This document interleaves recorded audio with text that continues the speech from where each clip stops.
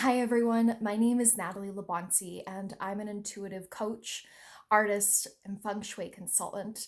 And I am here to help you, beloved souls, to create your most meaningful and abundant lives possible. And today I wanted to come to you as I just finished watching the new documentary by the Minimalists called Less is Now. And I realized I'm like, oh my gosh, I have such a powerful story to share about how minimalism has actually completely transformed my life. And then I was thinking about it holistically because I feel like there's many pieces that have gone into transforming my life over the past 7 years. And so I'm going to do 4 videos, but today I wanted to talk about minimalism because I think right now we're really at a potent time where we're at the new year and, we've gone through so much within 2020. I mean, that was a year that really stirred our foundations, our perceptions of how we are living. And I think we're really at a prime time, especially as we're now within winter, which is a natural time to slow down and kind of take stock of our homes, our lives, and there's no perfect time, or no more of a perfect time, rather, to do some decluttering and really evaluating your relationship to stuff. So I kind of wanted to share my story about, our journey with minimalism and, hopefully this resonates with you and kind of sparks a little something in you. But I really highly recommend also watching Less is Now. And the other documentary is called Minimalism. And that's the first one that I'm actually going to talk about. So, almost 5 years ago to today, my husband and we watched the documentary by the Minimalists called Minimalism, which you can see it on Netflix. And what was so interesting was that we had actually just moved about 4 months prior. And after watching that, it was like, oh my gosh, like let's get rid of all the stuff. And so we went through the first thing we tackled was actually our clothes and our closets.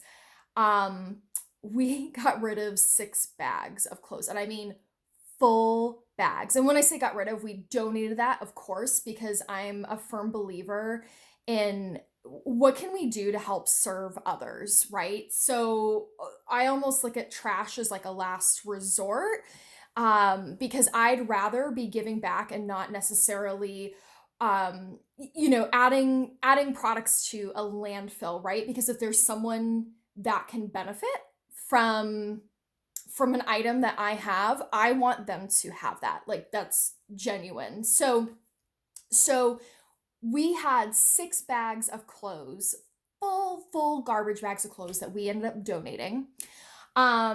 We went through and I feel like we did this like maybe over a month.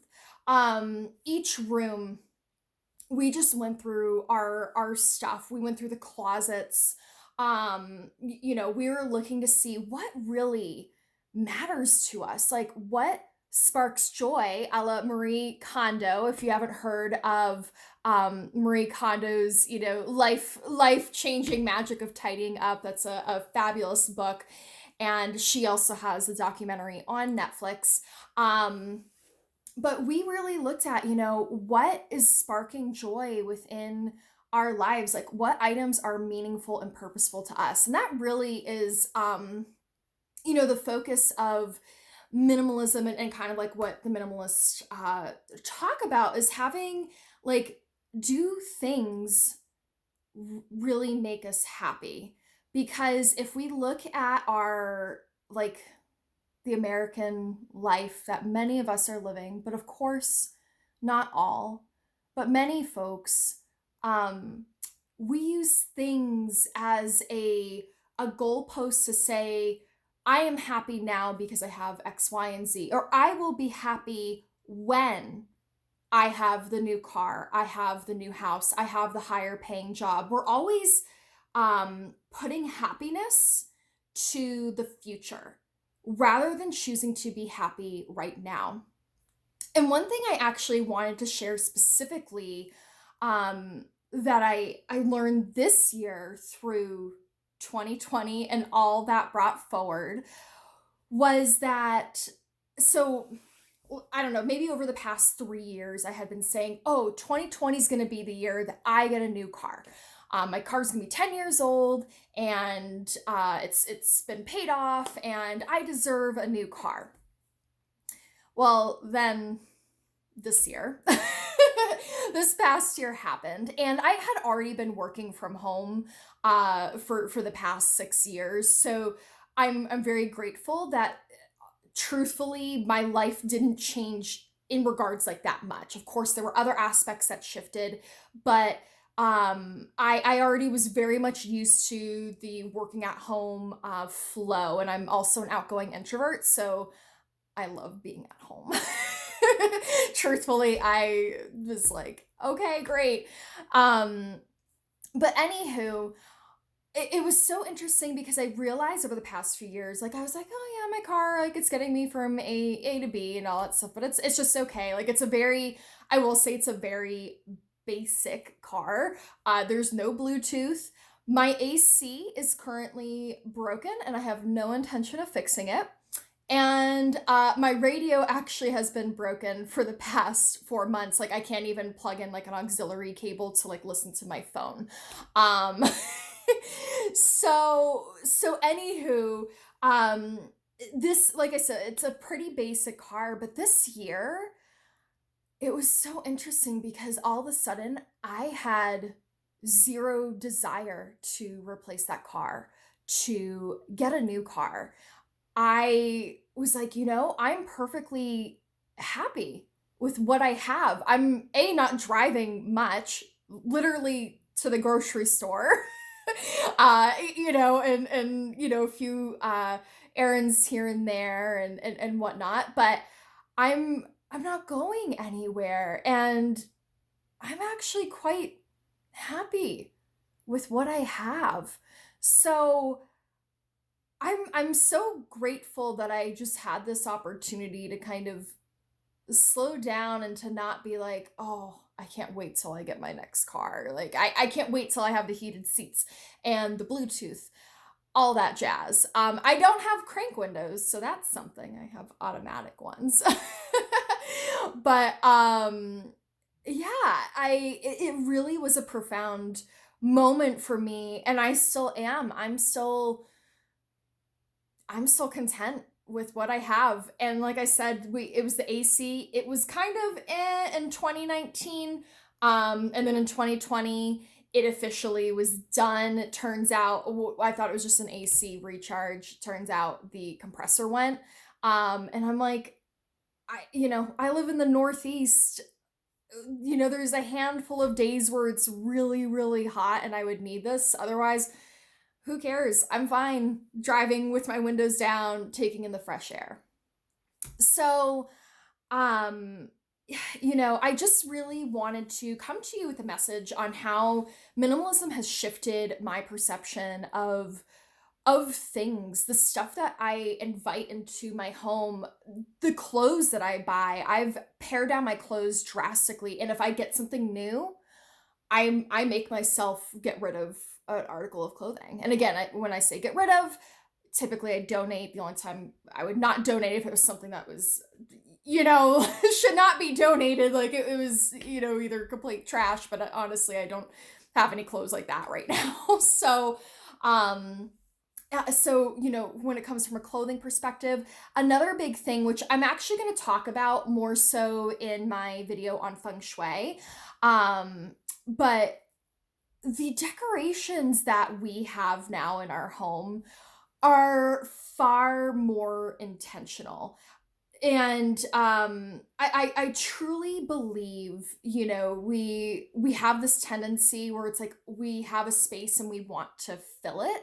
And I feel like this a part of this is in some ways tied to our our proclivity to want to continuously expand. I feel like that's actually a problem that we see really in our Western world, our capitalism world, where it's like continuous expansion in a finite space.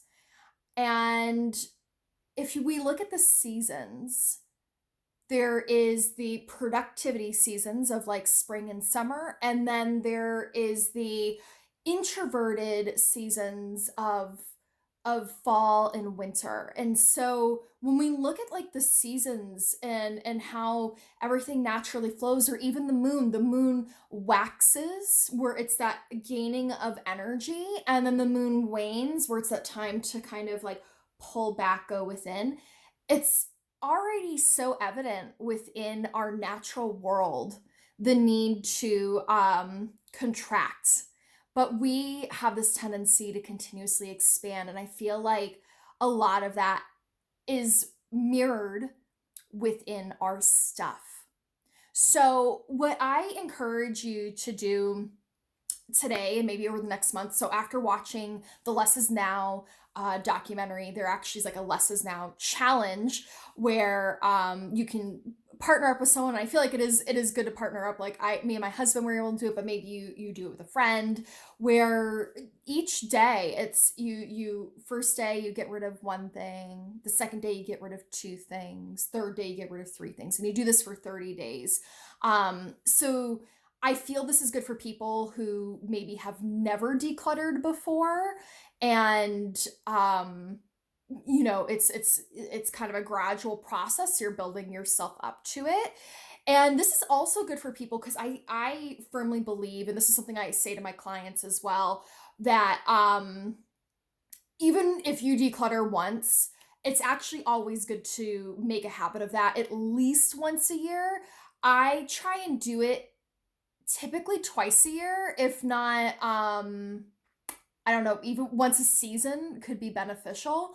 But even if you can just do it once a year where you go through and really take stock of the items within your home, I think it really lightens up your life. And that is like the big thing that I noticed. Like, we felt lighter getting rid of our things.